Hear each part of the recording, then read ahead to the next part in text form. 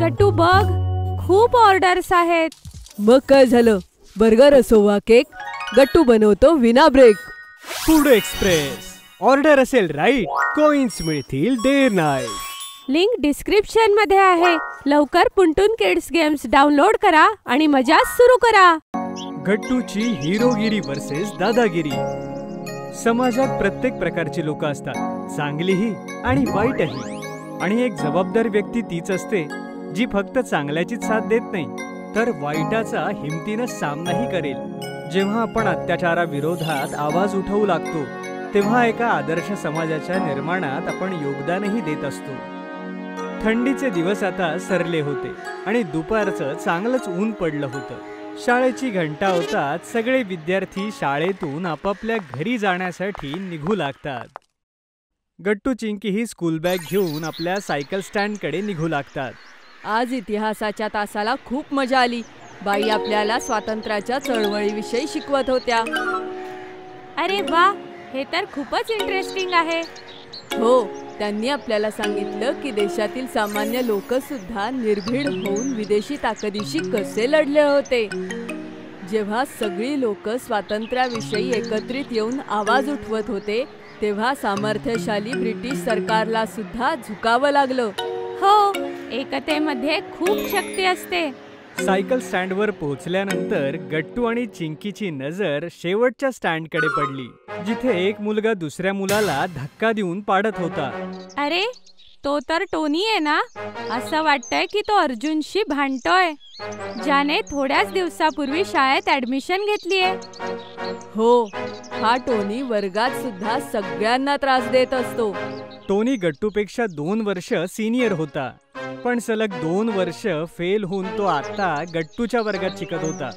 वयाने मोठा असल्यामुळे त्याची उंची आणि वजन इतर मुलांपेक्षा वर्गात जास्त होतं आणि त्याची मैत्री ही शाळेतल्या सिनियर विद्यार्थ्यांसोबत होती. त्यामुळे तो त्याच्या क्लासमेट्स आणि ज्युनियर्सना बुली करायचा. छोट्या छोट्या गोष्टींवर दुसऱ्या मुलांना ओरडणं, त्यांना धमकावणं, त्यांना रागवणं हे त्यांचं रोजचं काम होतं.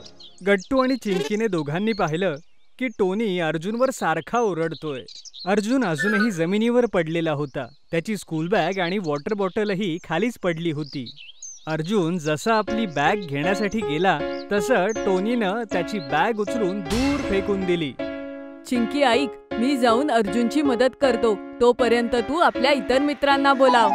हो, पण तू टोनीशी एकटा कसा लढशील? लढाई हे काही प्रत्येक प्रश्नाचं उत्तर नाही. मला अजून एक कल्पना सुचलीये. असं म्हणून गट्टू टोनीकडे चालू लागतो आणि चिंकी आपल्या मित्रांना बोलवायला जाते. गट्टूने जवळ जाऊन पाहिलं की टोनी सारखा अर्जुनवर ओरडत होता. तुला मी सांगितलं होतं ना, ती शेवटची जागा माझ्या सायकलसाठी रिझर्व आहे म्हणून. तिथे कोणी आपली सायकल लावत नाही.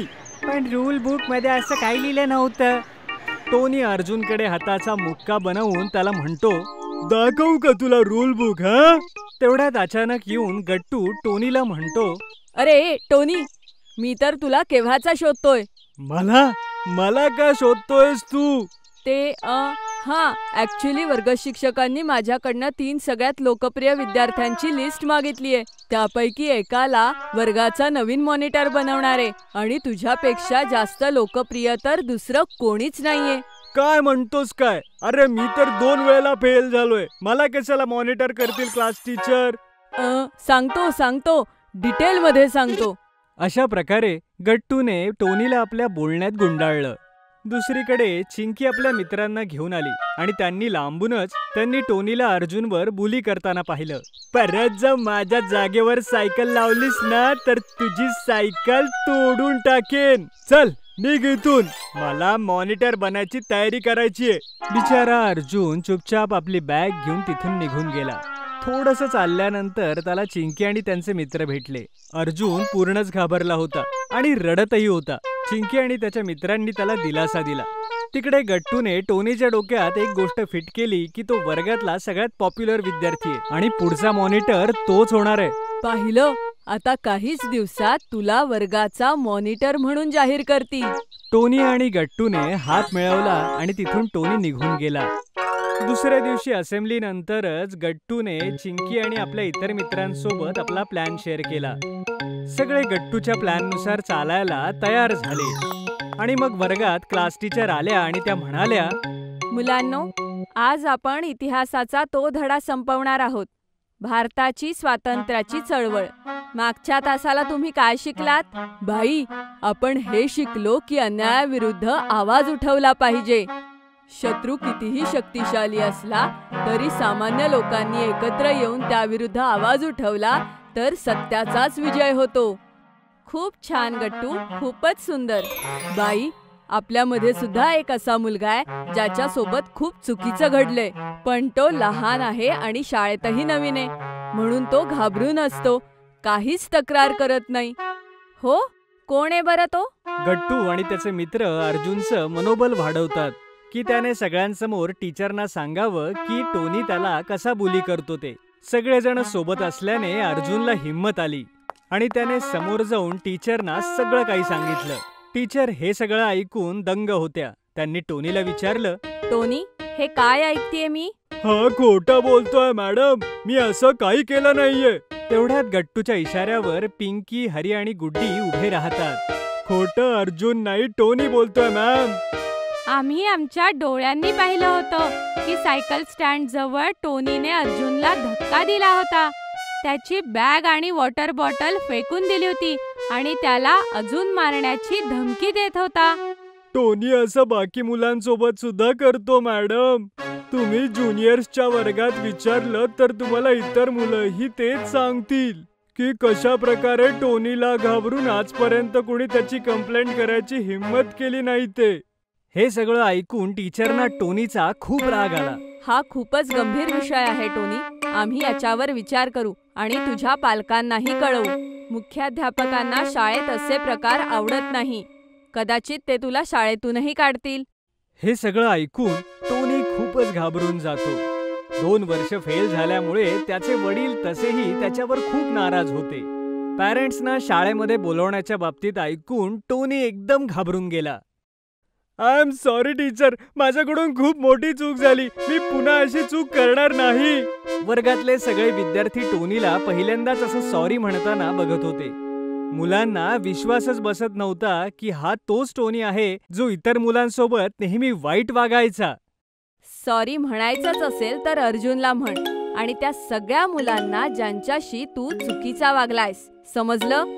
आय एम सॉरी अर्जुन, यापुढे मी तुझ्याशी किंवा कुणाशीही वाईट वागणार नाही अजिबातच. ठीक आहे टोनी, मी तुला माफ करतो. मला नाही वाटत की तुला शाळेतून काढून तुझं फ्युचर माझ्यामुळे खराब व्हावं. बस फक्त कुणी कमजोर समजून त्याला त्रास देणं सोडून दे मात्र आता. मला तुझा अभिमान आहे अर्जुन की तू आज हिम्मत करून टोनीचं खरं रूप सगळ्यांसमोर आणलं. नाहीतर टोनीला कधीच त्याची चूक कळली नसती आणि हा प्रॉब्लेम हळूहळू वाढत गेला असता. याचं पूर्ण क्रेडिट गट्टूला आहे मॅडम. त्या दिवशी त्याने मला फक्त वाचवलंच नाही तर आज मला बोलण्यासाठी हिम्मत सुद्धा दिली की मी सगळ्यांसमोर हे बोलू शकेन. अरे वा गट्टू, ही कल्पना तुला कशी सुचली? तुम्हीच शिकवलं बाई. त्या दिवशी तुम्हीच इतिहासाच्या तासाला शिकवलेलं की अन्याय कधीही सहन करायचा नाही.